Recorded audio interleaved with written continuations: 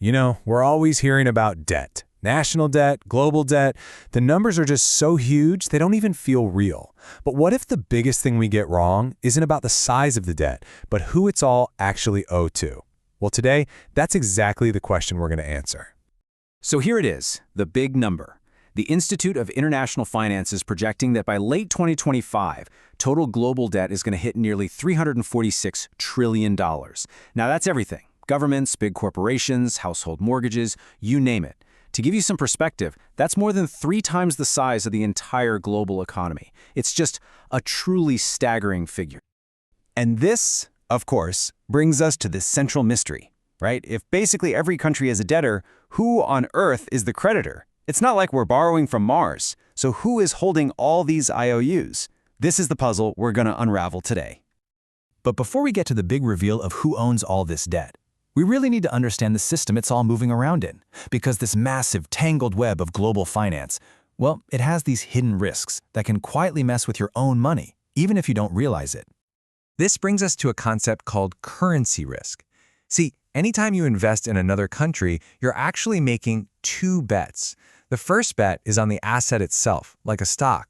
But the second, kind of hidden bet, is on the currency that it's priced in. And that second bet can completely change the game. Let me show you how it works. Imagine you buy a European stock, and boom, it shoots up 10%. You're feeling great. But at the same time, what if the euro's value drops 10% against the dollar? Well, your profit just got completely wiped out when you go to convert it. When you bring that money home, your 10% gain has totally vanished. It's a perfect, if painful, example of one of these hidden risks. And don't think you're safe from this just by buying American stocks.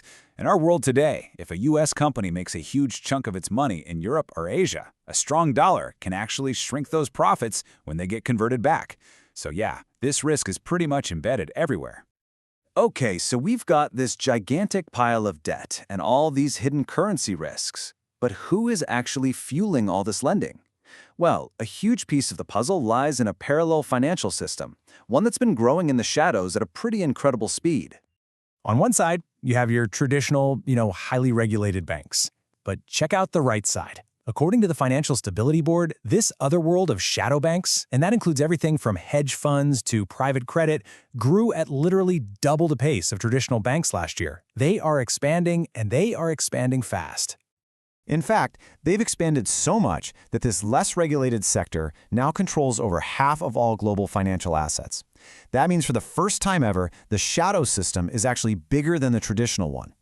They become a central player in the whole global credit machine. And because this sector isn't regulated in the same way, global watchdogs are getting a little nervous about systemic risks. They're pointing to things like high leverage and these dangerous mismatches between short-term funding and long-term loans. But what's really worrying is that regulators themselves admit there are severe limitations in the data they have. In other words, nobody can fully see what's happening inside this absolutely booming market. All right, we've seen the risks, we've met the new players. It is time to get back to our central mystery. Let's finally pull back the curtain and answer that $346 trillion question. Who does the world owe all this money to? Okay, here's the crucial point. We all have this idea that, China owns America's debt or Germany owns Italy's. And while countries do own some of each other's debt, it's actually a pretty small fraction. One analysis suggests that the vast majority, we're talking over 80%, isn't owned by other governments at all. It's owned by private entities. Just take the UK as an example. Foreign governments only own about 17% of its debt. The huge majority is held right at home, with almost a third of it owned by pension and insurance companies. And why is that? It's because for them, government bonds are the safest possible asset you can own, something that's basically guaranteed to be paid back. In this quote, wow, it just reframes everything. We're always taught to see national debt as this terrible burden. But this analysis argues it's the complete opposite for the financial system. It's the foundational, super safe asset that the entire world of private finance is built on. It's not a bug in the system, it's a feature. So, let's follow the logic here. If national debt is the bedrock of the financial industry, and that industry's main purpose is to manage the assets of the very wealthy, then who are the ultimate owners of all this government debt? The conclusion is kind of inescapable. It's the world's wealthiest individuals. Let's try and put a number on that. One analysis calculated that the annual interest flowing from all this government debt could work out to an income of around $40,000 for every single person in the world's top 1%. And just to put that number into perspective, this estimated $40,000 in passive interest income is nearly 3 times what the average worker around the entire globe earns from their actual job. It's a really powerful way to see how this system actually functions. So let's connect all the dots here. We started with this mind-boggling number, and we've arrived at a completely different way of looking at it. Is national debt really the crushing burden that we're always told it is? Or is it something else entirely? The argument laid out in the source material goes like this. Every single time a government goes into debt, it isn't just creating a liability for taxpayers. At the exact same moment, it's creating a perfectly safe, interest-paying financial asset.